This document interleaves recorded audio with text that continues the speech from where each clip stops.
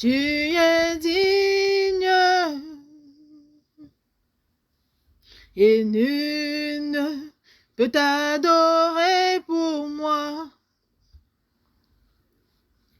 Pour ce que tu as fait pour moi.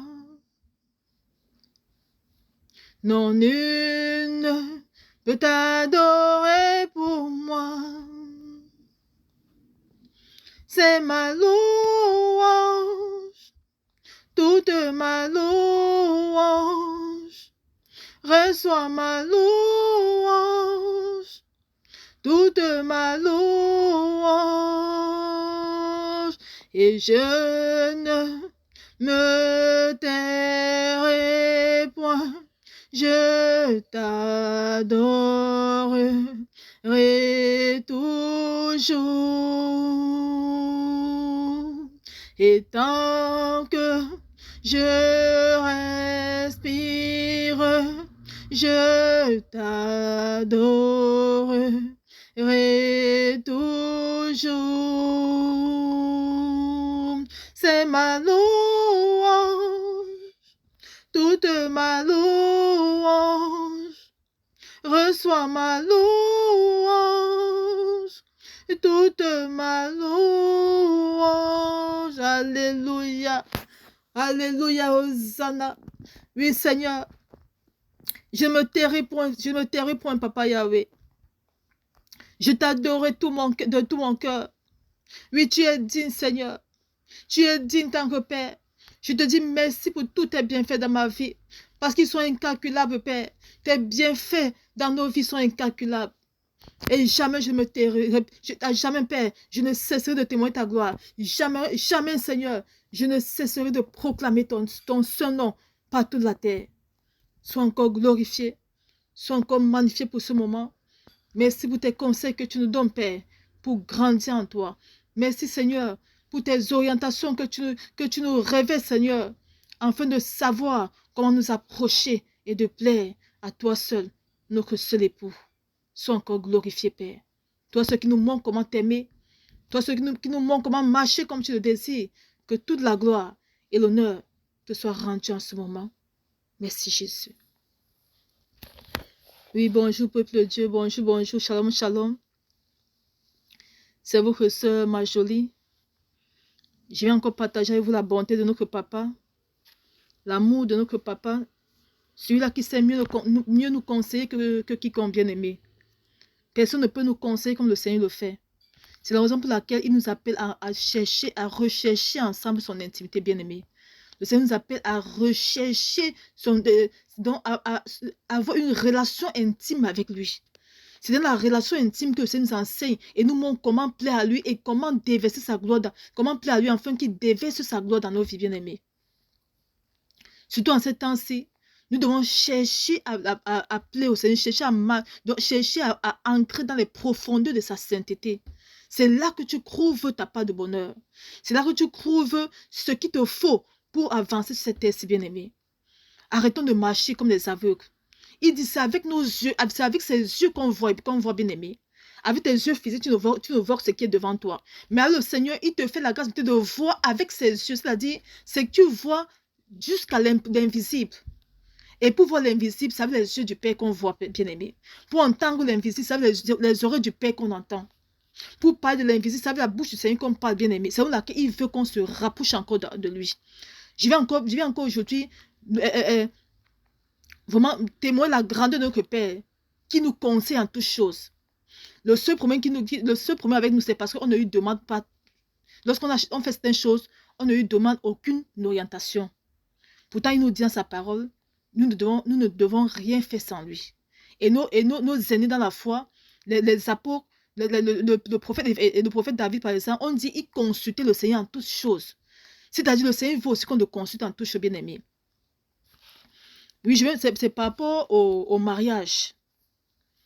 Le mariage que toute fille, tout homme aimerait se marier. C'est très beau, c'est bien beau. C'est ce que le Seigneur recommande pour chacun de nous bien-aimés. Mais nous avons oublié un seul détail.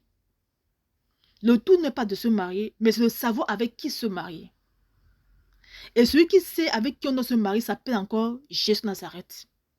Il dit, il a formé, il a pris la côte d'Adam, il a formé Ève. C'est-à-dire, celui qui connaît la côte, ta côte, mon frère, ma soeur, c'est Jésus-Christ de Nazareth. Mais l'erreur que nous commettons en tant que chrétiens, c'est qu'on regarde, on se fie juste au regard physique, juste au détail, au caractère physique. Mais on oublie le plus important.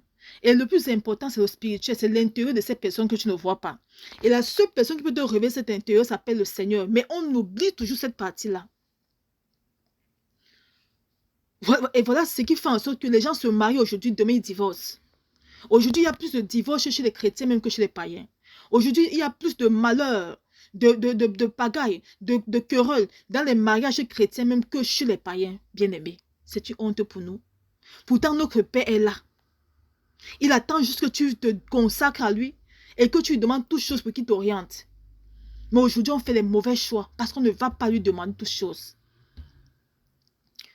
En fait, c'était il y a quelques années, je vais parler du message, d'un autre message une autre fois. Bon, il y avait un monsieur qui me fait comprendre que Dieu lui a dit que je suis sa femme. Il avait tous les caractères d'un enfant de Dieu. Tout. Physiquement comme spirituellement. C'est-à-dire physiquement, il était bien, il avait une situation financière bien stable. Et spirituellement, il était à l'église, il était responsable de l'église. Donc, il avait tous les caractères vraiment de ce qu'il faut pour d'un bon chrétien. Mais malheureusement pour lui, il était venu dans ma vie, il était venu vers moi quand je m'étais déjà donné de tout mon corps au Seigneur. C'est-à-dire, je ne faisais plus rien du tout sans lui. Je ne me fiais plus au regard physique, mais je me fiais à ce que Dieu me disait par rapport à toute situation. Et lorsqu'il m'a fait part de ça, je lui ai dit humblement, j'ai compris mon frère, mais je vais demander au Seigneur, parce que lui qui t'a parlé doit aussi me parler à moi.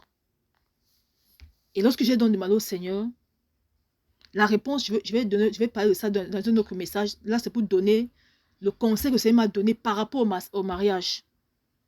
Quand je suis allée en prière, j'ai dit, papa, voici tel monsieur qui dit que tu as dit que je suis sa femme.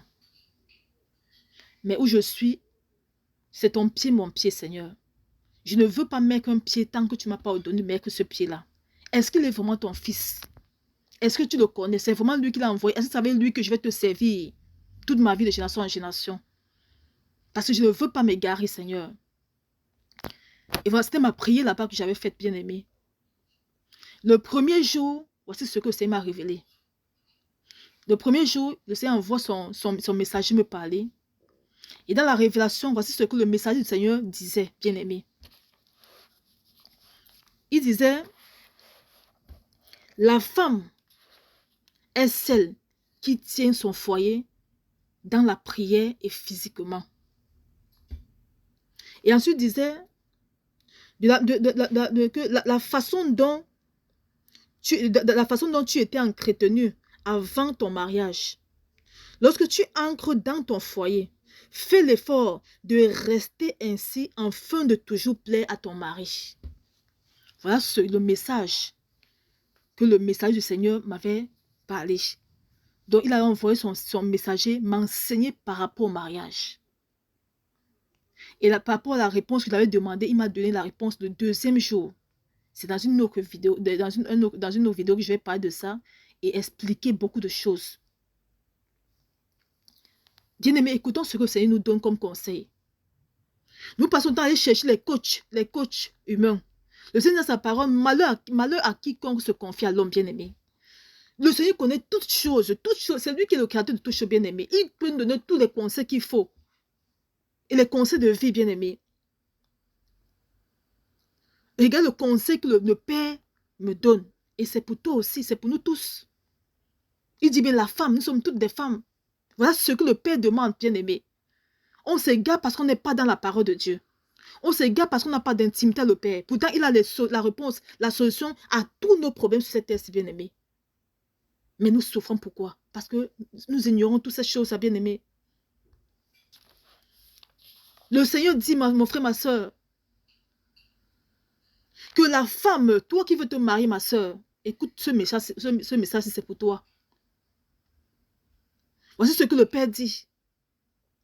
Que toi qui veux te marier, il dit, la femme est celle qui tient son foyer dans la prière et physiquement. Et il dit encore, la façon dont tu étais entretenu avant ton mariage là, lorsque tu entres dans ton foyer, fais l'effort de rester toujours ainsi, afin de plaire à ton mari.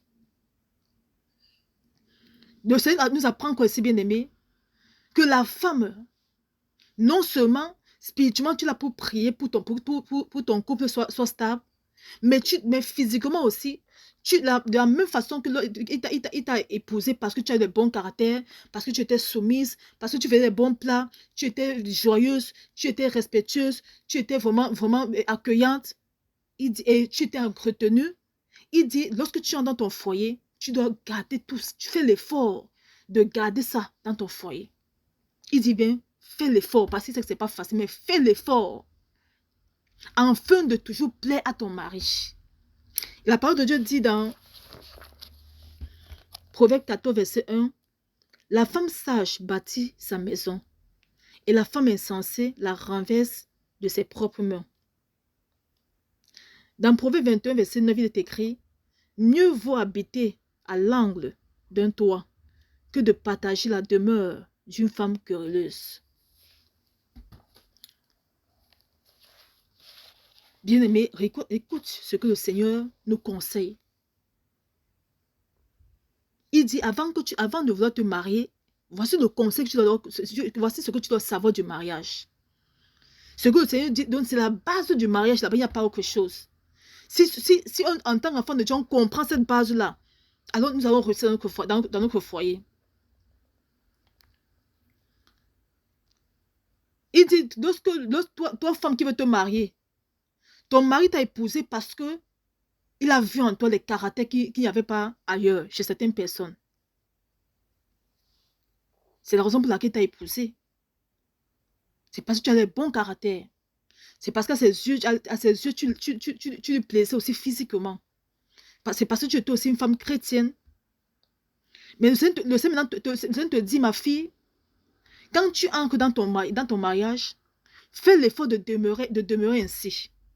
C'est-à-dire, fais l'effort de garder toujours ces caractères en toi et d'être toujours une femme de prière, de veiller non seulement spirituellement, mais aussi physiquement, afin que ton mariage soit stable. Et nous voyons un jour, c'est bien aimé, comment les mariages chrétiens sont catastrophiques. Parce que quoi? Quand elle se marie, dans le mariage, elle se dit, comme j'ai la bague à la main, ça va, je peux me négliger. Ton père même, ton créateur te dit, ma fille, fais l'effort de conserver ton corps dans le mariage. Il dit l'effort parce que c'est pas facile. Mais il dit, fais cet effort-là de te préserver toujours, de t'entretenir dans ton mariage. De la même façon, tu entretiens ton couple spirituellement, entretiens lui aussi physiquement. Et nous voyons de nos jours, c'est les femmes chrétiennes. Mais il n'y a pas plus querelleuse qu'elle à la maison. Ton mari t'a épousé, tu étais gentil. Tu ne l'insultais pas. Tu étais soumise. Mais à la maison, même le haut-parleur est plus mieux que toi. Lorsque tu te mets à insulter ton mari en tant que femme chrétienne, c'est tout le quartier qui entend. Il y a un petit problème. Au lieu de prendre, on dit, mais la femme sage bâtit son foyer, mais tu méprises ton mari.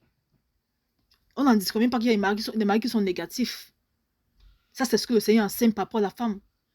Mais l'homme aussi dit à l'homme que tu aimeras ta femme comme toi-même. Je vais donner une présentation sur ça une autre fois. Ça, je parle par rapport à ce que le Seigneur m'a dit pour ce message-ci.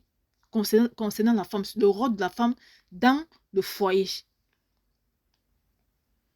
Ma soeur, à cause du caractère négatif qu'on affiche, nous poussons nos maris à aller chez les tisas. Nous poussons nos maris à aller voir ailleurs. Parce que quoi? Ils ne trouvent pas la paix à l'intérieur. Pourtant, en tant que femme sage, c'est dans la maison qu'il doit trouver la paix. C'est dans la maison qu'il doit trouver l'amour. C'est dans la maison qu'il doit trouver le repos. Mais concrètement, pourtant tu es une chrétienne, mais chez toi, quand il rentre chez lui, il est plutôt malheureux. Mais il est plutôt heureux dans les bras d'une tisa. Après, on se plaint que mon couple ne fonctionne pas, mon mari ne fonctionne pas. Mais ma soeur, Le Seigneur dit, ton caractère. Tu as trompé ton mari, tu es une trompeuse, tu es une menteuse. Avant qu'il ne t'épouse, tu étais gentil. Mais pourquoi à l'intérieur, tu changes? Même s'il est négatif, tu es une femme chrétienne. Ta force, c'est dans la prière. Il dit bien, la femme sage est celle qui tient son foyer spirituellement et physiquement.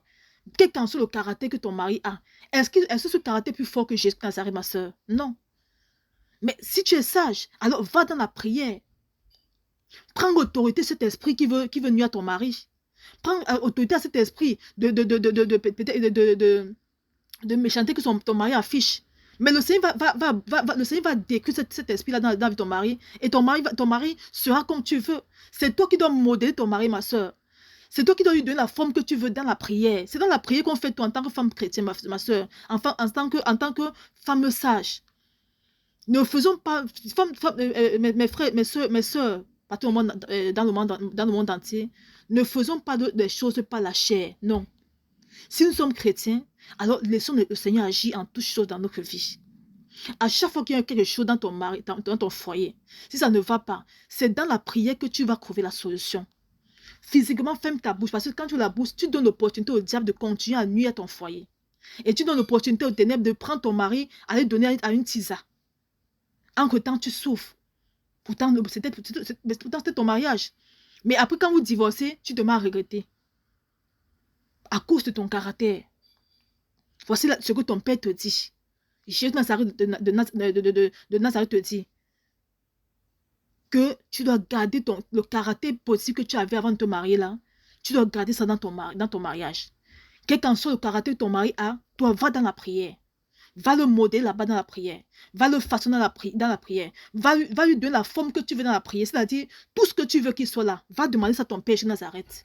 Et s'il trouve en toi que tu es fidèle, s'il trouve que tu es vraiment sage, s'il trouve vraiment que ce que tu dis là, c'est ce que tu veux, que tu es vraiment son enfant, alors il va façonner ton mari, ma soeur. Il y a des mariages des chrétiens qui sont épanouis. Parce que la femme a compris ça. C'est dans la prière qu'elle va donner la dose à l'esprit qui veut nuire à son foyer. C'est pas son mari, non, non, non. Quand son mari vient commencer peut-être à l'insulter, elle se tait, elle reste tranquille, elle rigole. Mais le soir, dans son temps de prière, c'est là-bas qu'elle va donner, elle va faire le kung fu. Tous les coups de poing qu'elle doit donner, c'est à l'esprit là, c'est pas son mari, non. Mais physiquement, son mari commence à être transformé. Finalement, tu vois son mari encore dès que changer. Finalement, tu vois son mari commencer à l'aimer. Mon amour, je t'aime. Ma chérie, je t'aime. Son mari change tout d'un coup. Parce que quoi? Le Seigneur a pris la peine de détruire cet esprit qui est venu à ton foyer et a mis en lui cet amour de t'aimer. Comme il dit dans sa parole, mari, aime ta femme comme j'ai aimé l'église au point de me sacrifier. Mes soeurs, mes frères, le Seigneur n'a formé pour nous que des projets de bonheur. Il n'a formé pour nous que des bons maris et des bonnes femmes. Mais si nous voulons si nous voulons rencontrer ces bons maris, ces bonnes femmes, alors retournons à la base qui est le Seigneur. Lui demander toutes choses. Lorsqu'un homme vient te dire, je vais t'épouser, ne coupe pas parce que tu as vu qu'il est chrétien. Ne coupe pas parce que tu as vu en lui les bons caractères. Non, non, non, non, non, non, non, tu n'as rien vu. Demande à celui-là qui peut voir toutes choses, qui peut voir au-delà de ce que tu vois physiquement, de te dire si c'est pour toi ou pas. Parce que si tu ne coupes pas la chair, alors tu vas pleurer demain, ma soeur, après tu vas divorcer encore. Et tu vas te plaindre que le Seigneur, tu étais où? Mais est-ce que tu as demandé au Seigneur? Il t'a dit, prends ta croix et suis-moi. Il ne t'a pas dit, prends ta croix, je te suis. Non, ma soeur. Regarde-moi par exemple. J'ai failli tomber dans un piège comme ça, comme des blagues. Si je n'avais pas demandé au Seigneur, je serais en train de pleurer aujourd'hui. Et la mission, c'était de détruire la grâce que Dieu a mis en moi. C'était l'onction qui était en moi qui voulait. Après, le Seigneur m'avait fait part de ça. Je vais bien vous expliquer ça la prochaine fois. Le but, ce n'était pas moi. Mais c'était l'onction que Dieu a mis en moi qu'il fallait tuer et détruire. Parce qu'ils savent, ils voient ce que tu seras dans le futur. Alors l'ennemi les envoie vers toi. Mais si toi aussi tu n'es pas sage de comprendre que en tant que chrétienne, tu vis dans le monde, mais tu appartiens à Christ, tu dois demander toutes choses à Christ, afin que tu te montres comment vivre dans ce monde perversi, afin que tu te montres comment vivre dans Sodome et Gomorrhe. Alors sache que tu vas rencontrer tous les gens de Sodome et Gomorrhe qui vont brûler ta vie, qui vont dévorer ta vie, qui vont manger ta vie, qui vont sucer ta destinée, et tu vas pleurer tous les jours que Dieu a créés. Ma soeur, voilà le conseil que ton père m'envoie partager avec toi aujourd'hui. Que tu dois être sage, spirituellement et physiquement. Le caractère que tu avais avant de te marier, tu dois garder ce même caractère dans le mariage. Le corps que tu avais beau entretenu, que tu avais avant de te marier, tu dois encore garder ce corps-là. Il dit, tu dois faire l'effort. Il sait, ce n'est pas facile. C'est la raison pour laquelle il te dit, fais l'effort de préserver ce corps bien entretenu, même dans ton mari. Même si tu as 10 enfants, même 100 enfants, fais l'effort de te préserver, de toujours être propre, entretenu, pour plaire à ton mari. Parce que tu es comme une fleur. Tu dois toujours, la fleur, quand une fleur est jolie, mais l'homme aime ce qui est beau. Qu'il soit spirituel ou pas, l'homme aime ce qui est beau. L'homme aime ce qui est bien, ce qui est propre. Voilà ce que ton père te demande, te dit, ma soeur. Et si ton mari ne se comporte négativement, ta part, c'est dans la prière. Ce n'est pas à lui que tu as fait, non. Le Seigneur dit quoi? Femme, sois soumise. Toi, sois soumise à lui comme ton père t'a dit. Fais ta part et Dieu fera sa part. Il t'a dit, femme, sois soumise. Même si tu insultes, même s'il fait quoi, supporte ma soeur. Laisse-le. Lui n'est rien du tout. Mais va dans la prière. C'est là-bas que tu vas aller secouer, donner sa part de dose là-bas. Pas à lui. À l'esprit là qui veut détruire ton foyer. À l'esprit là qui veut te rendre malheureuse. Pourtant, le Seigneur dit que ton mari là est là pour te rendre heureuse. Alors tu vas dans la prière en tant que femme sage. Parce que je laisse-moi te dire que lorsque il te méprise ainsi et que tu réponds, alors tu as ouvert la porte à l'ennemi de s'asseoir encore dans ton foyer.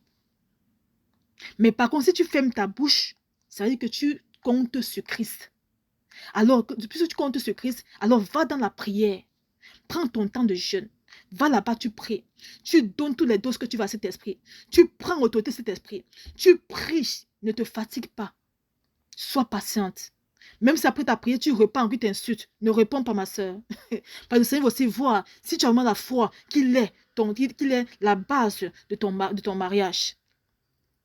Mais tu repens encore prier, tu reviens t'insultes. Ne réponds pas. Supporte. Va chez ton papa. Va pleurer là-bas.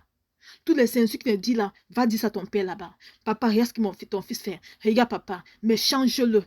Je veux que mon mari m'aime. Je veux avoir la paix pour te servir. Je veux avoir la paix pour te servir. Je veux emmener mon mari pour te servir. Alors cet esprit qui veut prendre autorité, cet esprit qui veut toujours mettre la reine, la designer comme mon mari et moi, je prends autorité, je le brise, je le détruis au nom puissant de Jésus de Nazareth. Tu pries ainsi.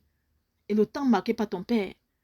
Tu seras surpris de voir ton mari devenir comme l'agneau à la maison, ma soeur. C'est ça la femme sage. Oui. Il devient l'agneau dans la maison.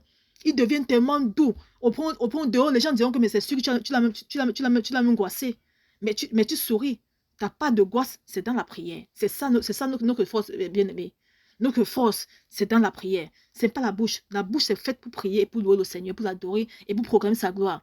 Notre bouche n'est pas faite pour insulter notre mari ou qui que ce soit. Notre bouche, c'est dans la prière. Alors, on doit préserver notre bouche saine pour la gloire de notre Père. On doit préserver saine afin que lorsqu'on ouvre la bouche, le Père à son compte de gloire écoute et agit aussitôt en notre faveur.